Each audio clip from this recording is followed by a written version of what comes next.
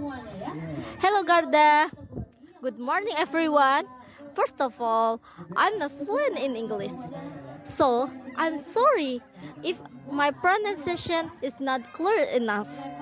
But let me try to introduce myself to you guys.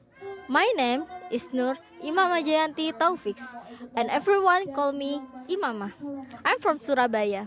I'm studied at private Islamic boarding high school and PKBM to get my graduate certificate. I am from accounting study program from the Faculty of Economics and Business at Surabaya State University as known as UNESA. I choose I choose Faculty of Economics and Business because it has so much job prospect both nationally and internationally, familiar to our daily life, and I could possibly meet so many amazing people by learn accounting.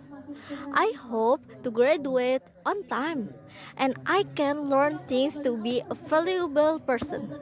So, I hope we can help each other in the future. And I hope I can applying what I learning here into the real life. But now and in the future, that's all about me. Feel free to contact me if you want to know more about me. See you later. Bye bye. Behind the scene. Halo. Hello.